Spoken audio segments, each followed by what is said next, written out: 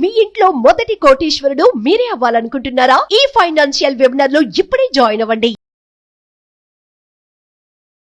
నమస్కారం వంశీ గారు. నమస్కారం sir. So wish you all the best అండి. మెమరీ పవర్ కెరీర్ అకాడమీకి మీరు ఒక May 1 నుంచి బ్యాచ్ స్టార్ట్ చేశారు. చాలామంది స్టూడెంట్స్ పేరెంట్స్ వీడియో చూసి ఇటువంటి వాళ్ళు ఎవరైతే ఉంటారో సో May 1 నుంచి ఒక బ్యాచ్ స్టార్ట్ అవుతుందండి. ఆ బ్యాచ్లో కూడా మీ పిల్లలకు కావాల్సినటువంటి అక్నాలెడ్జ్మెంట్ చేసి మరి ఆయన 15 days క్లాస్ని డిజైన్ చేయడం జరిగింది.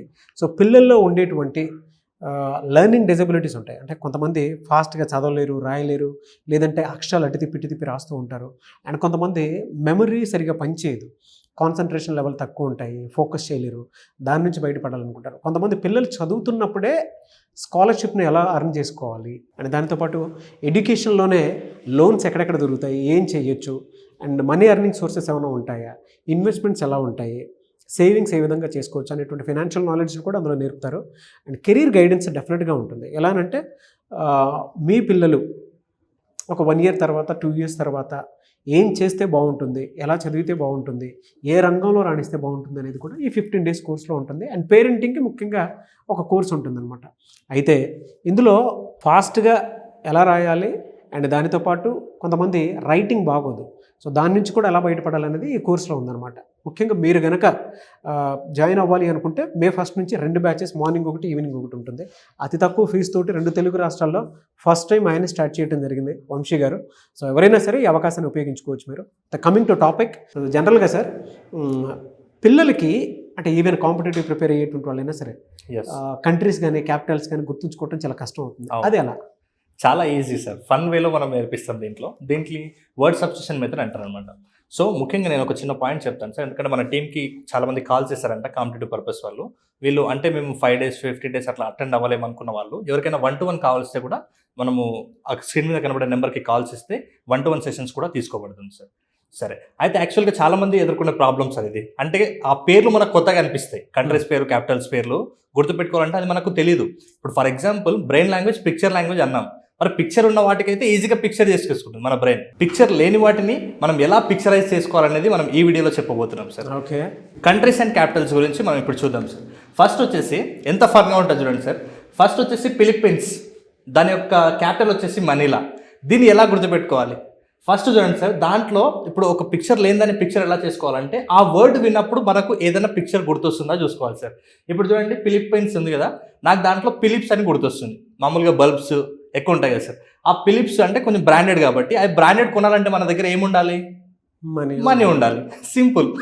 అంటే ఫిలిప్పీన్స్ అంటే మనీలా అని గుర్తుపెట్టుకోవచ్చు. దీనికి కష్టపడాల్సిన అవసరం ఉందా?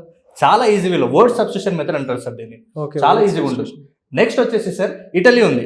ఇటలీ అన్నప్పుడు మనకి ఏమైనా గుర్తొస్తుందా అంటే ఇడ్లీ అని గుర్తొస్తుంది.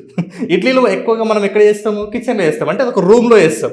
కాబట్టి ఇటలీ అంటే మనకు రోమ్ అని గుర్తుపెట్టుకోవాలి. ఇడ్లీ రూమ్లో చేస్తాం, ఇటలీ అంటే రోమ్ అని గుర్తుపెట్టుకోవాలి. సో రెండు కూడా చాలా ఈజీగా గుర్తుంటాయి. నెక్స్ట్ వచ్చేసి సార్ జర్మనీ ఉంది. జర్మనీ యొక్క క్యాపిటల్ వచ్చేసి బెర్లిన్. దీన్ని ఎట్లా గుర్తుపెట్టుకోవాలంటే జర్మనీ అంటే నాకు పిక్చర్ ఏమొస్తుందంటే జెమ్స్ మెనీ, అంటే జెమ్స్ చాలా ఉన్నాయి, ఇక్కడ చాలా ఉన్నాయి. సో ఆ జెమ్స్ మనకు కుట్టకుండా ఉండాలంటే మనం ఏం చేయాలి? బెర్లిన్ రాసుకోవాలి. సో అలా జర్మనీ అంటే బెర్లిన్ అని గుర్తుపెట్టుకోవచ్చు. నెక్స్ట్ వచ్చేసి ఫ్రాన్స్, దాని యొక్క క్యాపిటల్ వచ్చేసి ప్యారిస్. ఇది ఎట్లా గుర్తుపెట్టుకోవాలి?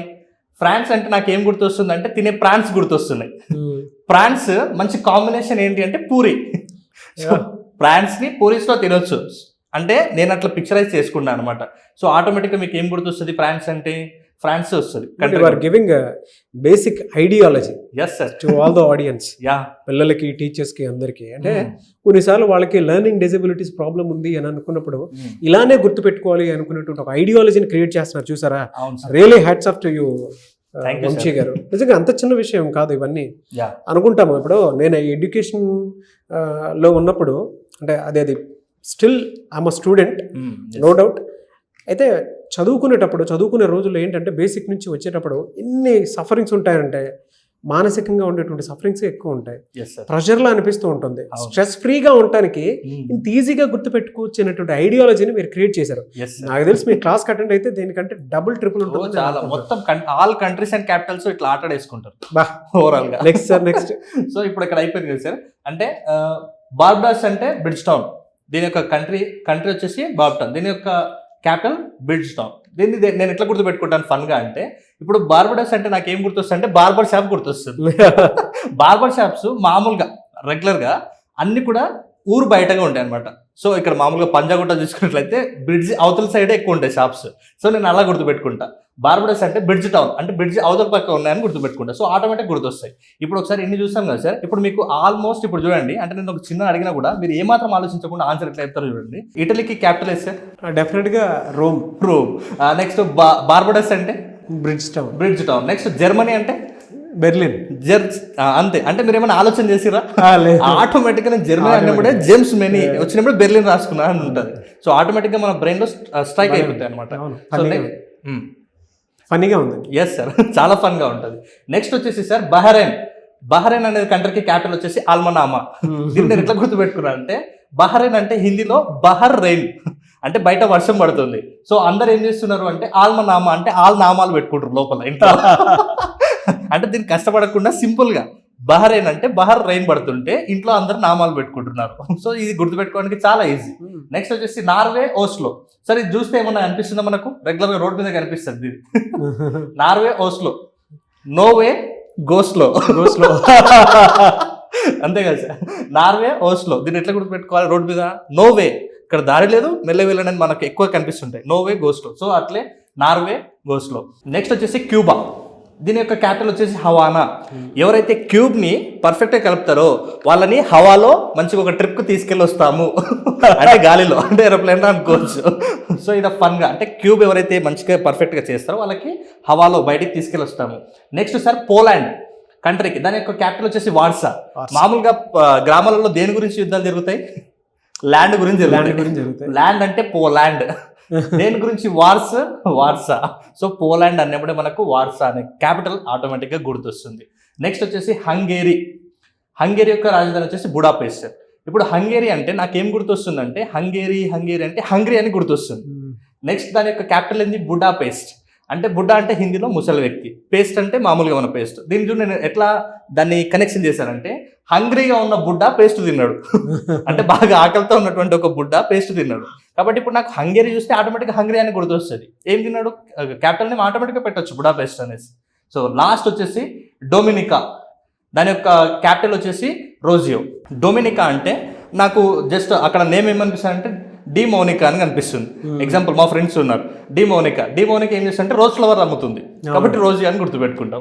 ఫెంటాస్టిక్ అండి, ఇది ఫెంటాస్టిక్ యాక్టివిటీ. ఇప్పుడు చూద్దాం సార్, అంటే నేను చెప్పాను కదా మీరు ఎలాంటి స్ట్రెస్ లేకుండా ఇప్పుడు మనం ఇక్కడ ఓవరాల్ గా ఎన్ని నేర్చుకున్నామంటే 11 కంట్రీస్ అండ్ క్యాపిటల్స్ నేర్చుకున్నాం షార్ట్ టైంలో. సో నేను ఒకసారి ఇప్పుడు మీకు చెప్పాను కదా, ఆడియన్స్ కూడా చెప్పాను, మీరు కూడా ట్రై చేయండి ఆడియన్స్ కూడా. ఇప్పుడు నేను అడుగుతాను, మీరు చెప్పండి సార్. సో ఫస్ట్ వచ్చేసి నేను కంట్రీ అడుగుతాను, మీరు క్యాపిటల్ అని చెప్పండి. Philippines, Manila. Next Italy, Rome. Very good. Germany, Berlin. Very good. France, Paris, puris. Next Barbados, Bridgetown. Next Bahrain.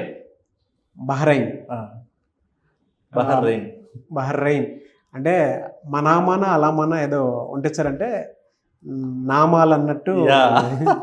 Bahrain పడుతుంటే గుర్తుంది. నెక్స్ట్ ఇప్పుడు కాంపిటేటివ్ ఎగ్జామ్ పర్పస్ లో జస్ట్ ఈ కీవర్డ్ గుర్తుంటే పెట్టేస్తారు. సో అది కీవర్డ్ కూడా గుర్తుండడం important.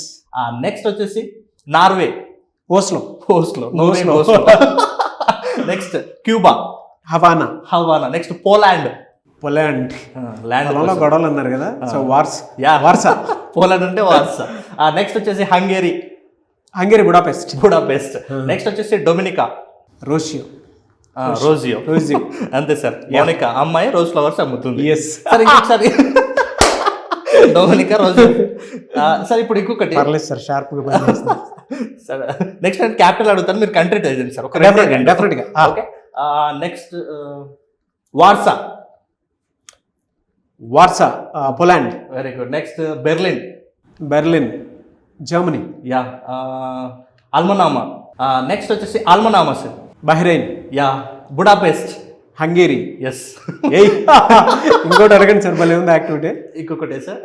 Next Paris, France. France.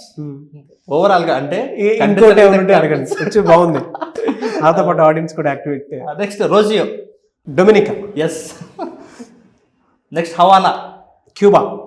Next almost అన్నీ కంప్లీట్ అయిపోయాయి సార్. సూపర్ సుభాష్. ఇప్పుడు చూడండి సార్, మనం మీరు కూడా పిల్లలు నాతో పాటు ఈ యాక్టివ్ పార్టిసిపేషన్లో ఉన్నట్లయితే మీరు ఎన్ని చేయగలుగుతున్నారో మాత్రం కింద కమెంట్ బాక్స్లో పోస్ట్ చేయండి. డెఫినెట్గా ఈవెన్ టీచర్స్ అయినా సరే, కాంపిటేటివ్ ప్రిపేర్ అయ్యేటువంటి స్టూడెంట్స్ అయినా సరే, నాతో పోటీ పడాలి అనుకున్నటువంటి వాళ్ళు మాత్రం చూడండి. But good sir, very good activity. I really loved it. పిల్లలు, నేను చెప్తాను సార్, ఫస్ట్ డే మాత్రమే రావడానికి కొంచెం లేట్ అవుతుందేమో, కానీ నెక్స్ట్ డే నేను క్లాస్కి రాకముందుకే వాళ్ళు వచ్చి జూమ్లో వెయిట్ చేస్తుంటారు. ఎస్, అలా ఉంటుంది నెక్స్ట్ మన క్లాస్. ఓకే. సో ఓవరాల్గా మనం సార్ చాలా తక్కువ టైంలోనే ఇప్పుడు 11 కంట్రీస్ అండ్ క్యాపిటల్స్ నేర్చుకున్నాం. ఓవరాల్గా మీరు కూడా, నేను పెద్దగా మళ్ళీ రిపీట్ చేసింది కూడా ఏం లేదు, కానీ ఆటోమేటిక్గా మీరు చెప్పేశారు ఎస్, ఇలా ఉండబోతుంది. అందుకే నేను స్ట్రెస్ ఫ్రీ ఎడ్యుకేషన్ కోసం ఇంతగా కష్టపడి ఇన్నిసార్లు నేను పదే చెప్పడం ఉద్దేశం కూడా అదే. ఇంత ఈజీ మెథడ్స్ ఉన్నప్పుడు మీరు ఎందుకు స్ట్రెస్గా ఫీల్ అవుతారు?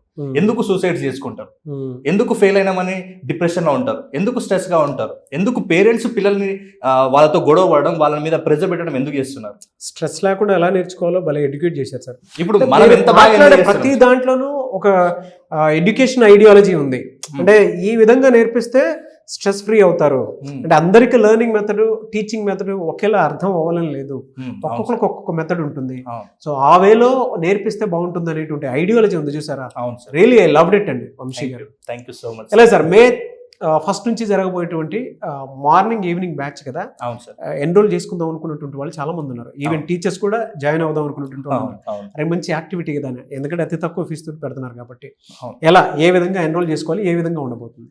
నేను స్ట్రాంగ్గా మీ అందరికి ఎందుకు చెప్తున్నాను అంటే, ఇలాంటి ఫన్ యాక్టివిటీస్ ఉన్నాయి కదా, ఈ ఫన్ యాక్టివిటీస్ ద్వారా మీరు ఎంజాయ్ చేస్తూ నేర్చుకుంటారు. కాబట్టి ప్రతి ఒక్కరు కూడా మే 1 రోజు నేను ఏదైతే కండక్ట్ చేస్తున్నానో వర్క్షాప్ 15 days, దాంట్లో ప్రతి ఒక్కరు కూడా అటెండ్ అవ్వండి. నేను దాంట్లో memory skills, hand writing skills, speed reading skills, career guidance, అలాగే లెర్నింగ్ డిజబిలిటీస్ని ఎలా ఓవర్కమ్ చేయాలి, ఇంకా ముఖ్యంగా వచ్చి ఫైనాన్షియల్ మేనేజ్మెంట్ కూడా నేను చెప్పబోతున్నాను. కాబట్టి అద్భుతంగా ఉండబోతుంది వర్క్షాప్.